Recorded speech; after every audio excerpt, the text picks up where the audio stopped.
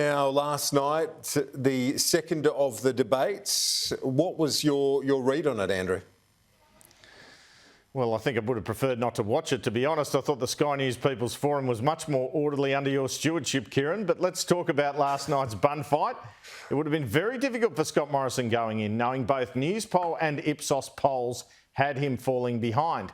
Nevertheless, he and Albanese took several potshots at each other during the debate, and both could be said to have made a couple of stumbles, but there was nothing resembling a knockout.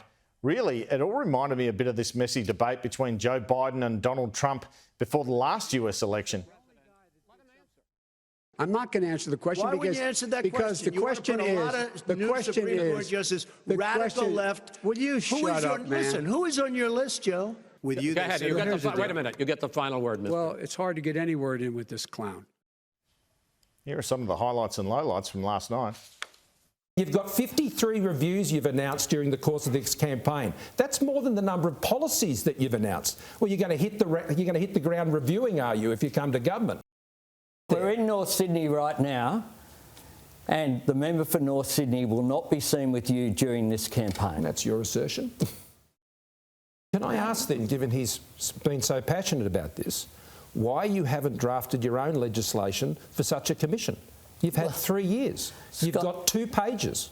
That's it. Scott, that's not right. No, I'm sorry. We have put forward... It is right, actually. It is not right. Where's the legislation? We have put forward... Scott, you don't allow debates on anything in the Parliament, let alone debates on opposition legislation. We have got a plan, and I'll tell you what the plan is. It's a plan that you don't like, because what you want is that the Cabinet has to decide... There's nothing on it. Scott Morrison also apologised over the vaccine rollout and faced a tough question on his relationship with women voters.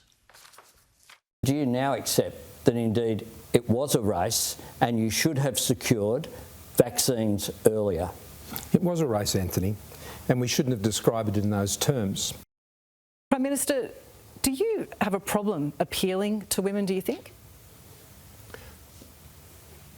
1 in 11 women are the victims of domestic violence that results in their death in this country. 1 every 11 days, I should say. And that's why our government has put in $2.5 billion. Now, you say we haven't talked about it. This morning, I was with Jenny.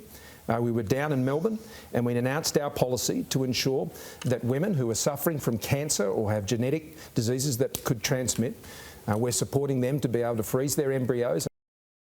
Anthony Albanese had an uncomfortable moment also when he was accused of lying.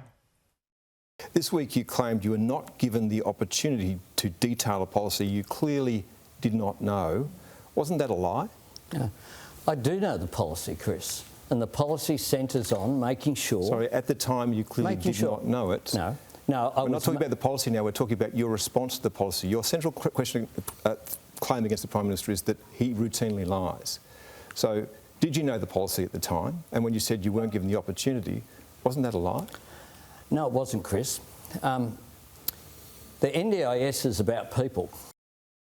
One last debate is scheduled for Wednesday night on Channel 7. So we have the debate, the official Liberal launch on Sunday as the government tries to create some momentum. Then Anthony Albanese addresses the National Press Club mid-last week of the campaign, and Scott Morrison is unlikely to appear there despite an invitation, Kieran.